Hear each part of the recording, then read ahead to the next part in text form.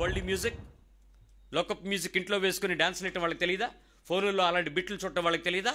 అలాంటివి ఎక్కడెక్కడ ఉన్నప్పటికీ వాటిని వెతుక్కొని అవి వస్తుండేటప్పుడు వాటిలో సంతోషించడం వాళ్ళు మీకు తెలియదా? వాళ్ళు ఎందుకు అలా చేయగలుగుతున్నారు? విత్తనాలు ఎక్కడివి? కాబట్టి తరము వెంబడి తరము మనతో నడిచే పరిస్థితుల మధ్య ఒక బైబిల్ సాక్ష్యం ఎప్పుడు చెప్తుంది? యాకోబు అప్పుడే చెప్పాడు, యెహోలోక మాలిన్యంలో ఈ ప్రాబ్లం ఉండదు, చూసుకోమన్నాడు. మానుకో, మార్చుకో. లోక సంబంధమైన విషయాలలో రహస్యత అనేది, గోప్యత అనేది నైతికమైన విలువలకు సంబంధించింది. నా కుటుంబంలో ఉండే ప్రాబ్లమ్స్ బయటికి తీసుకొస్తానా? ఎవడని చెప్తాడండి? ఇంట్లోంచి బయటకు వచ్చి చెప్తారా? చెప్పుకోవచ్చు అలాగా? చెప్పకూడదు. మీ ఇంట్లో ఆడపిల్ల పెద్ద పిల్ల అయితే దాన్ని ఊరి మీదకి చెప్తావా? మా పిల్ల పెద్ద పిల్ల అయింది రమ్మని.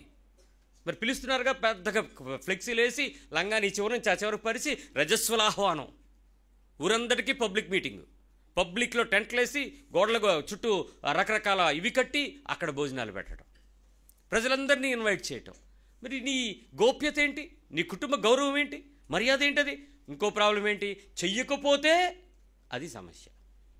దానికి మా పాస్టర్లు కూడా దానికి బోల్బోల్ వాక్యాలు, బోల్బోల్ భాష్యాలు, బోల్బోల్ పద్ధతులు చెప్పి దాన్ని ఎంతో ఘనంగా జరిగించాడట పాస్టర్. ఎంతో ఘనంగా, బారసాల ఘనంగా జరిగించాడట. ఫస్ట్ ఫీడింగ్కి ఘనంగా జరిగిస్తున్నాడు ఒక పాస్టర్. ఫస్ట్ ఫీడింగ్, నాయన నువ్వు ఇవ్వకపోయినా ఆ పిల్ల పానీపూరి కూడా తినేద్ది. ఇప్పుడు పిల్లలు పళ్ళు వేసుకుని బయటకు వస్తున్నారు, ఎందుకంటే మీరు వేసుకునే కాల్షియం ట్యాబ్లెట్ల వల్ల. నువ్వేం పెట్టక్కర్లే, వాళ్ళు తింటారు. అనవసరంగా నువ్వు దానికి తండ్రి యొక్కయో కుమారుని యొక్కయో పరిశుద్ధాత్మ యొక్కయో 3 పప్పన్నాలు 3 పెరుగన్నాలు దోపక్కర్లా. దానికి సంఘంలో ఆచారం. ఏమనుకుంటున్నారు? సంతోషం. మా ఇంట్లో ఏదో కార్యంలో ప్రభుని గనపరుస్తున్నావు. నువ్వు ప్రభుని గనపరుస్తున్నావా? ఇంకెవరన్నా కనపరుస్తున్నావా? లోకాచారానికి ఆత్మీయతను రంగు ఎలా కలపగలవు? ఆత్మీయమైన విషయాలను ఎలా నువ్వు సర్దుతావు? బారసాలు ఉయ్యాల్లో వేసి ఓపడానికి ఏం ఉయ్యాల్లో ఓపపోతాడా? నువ్వు నేను అడుగుతాడా? ఉయ్యాల్లో వేయలేదు అమ్మమ్మ అని అడుగుతాడా? పాస్టరు ప్రార్థన చేసిన నెయ్యి అని చెప్పింది ఆ పిల్ల. ఎందుకు ఆ యాశాలు నీకు? అంటే ప్రతిదానిలో ఒక ఆత్మీయతను వెతుక్కోవటం, దాని వెనక ఆత్మీయ రంగును పూసుకోవటం, సంతోషం వెనక లోకమాలిన్యతను తెచ్చి దానిలో మనం చేరుస్తున్నాం. మీరు ఇది ఒప్పుకోలేని సత్యం.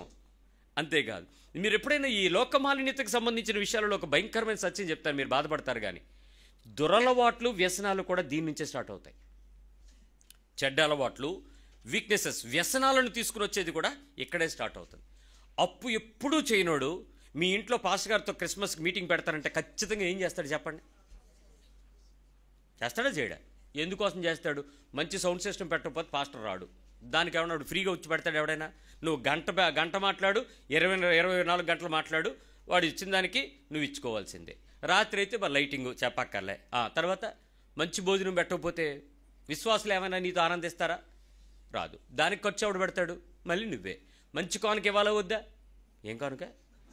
ఆ కానుక కాదు, మంచి కానుక.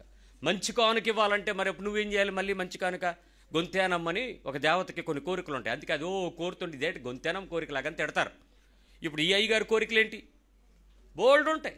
అమ్మగారికి 20,000 తక్కువ లేని చీర, అయ్యగారికి కనీసం 30,000 రూపాయల టాపు బాటము, డ్రాయరు బనీను కలిపిన సూటు.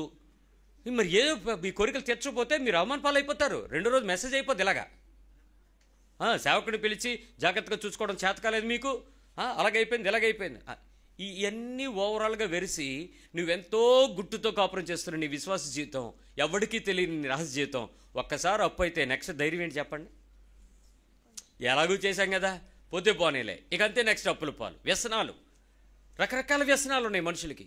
ఈరోజు ఎక్కడ రాజీ పడటానికి క్రైస్తవ్యంలో లోకమాలిన్యమైన పద్ధతులన్నిటినీ తీసుకొచ్చి ఘనంగా చేయాలి అనేటువంటి బలహీనత వచ్చేసింది. నిజంగా ఘనత, ఘనము అనేటువంటి పదాలు దైవికమైనవి, కానీ దాన్ని ఎవరికి మార్చేసుకున్నామో తెలుసా? లౌకికంగా మార్చేస్తాం. ఈ అలరి వ్యసనాలు, లోకమాలిన్యత. రెండో విషయం చెప్తాను. వ్యాపారాల నెపంతో సంపాదనే ధ్యేయం. వ్యాపారము లేక ఉద్యోగం, ఈ రెండింటి వెనక నీవు రాయబారత్వం జరిగించడానికి దేవుడు పెట్టాడా? క్రీస్తు రాయబారిగా ఉండాలని నిన్ను పెట్టాడా? ఒక వ్యాపారం చేసినా, వ్యవహారం చేసినా, ఉద్యోగం చేసినా డబ్బు సంపాదించుకోవడానికి ఏమైనా ఏటీఎం మిషన్వా? నిజం చెప్పండి. ఉద్యోగస్తులు ఎవరైనా ఉంటే మాట్లాడండి, private or public, government, private, semi government, ఏ ఉద్యోగైనా నీ ఉద్యోగంలో నువ్వేం చేయాల్సిన పని? డబ్బు సంపాదించడానికి నువ్వు అక్కడికి వెళ్ళావా? నేను యేసుక్రీస్తుకి రిప్రజెంటేటివ్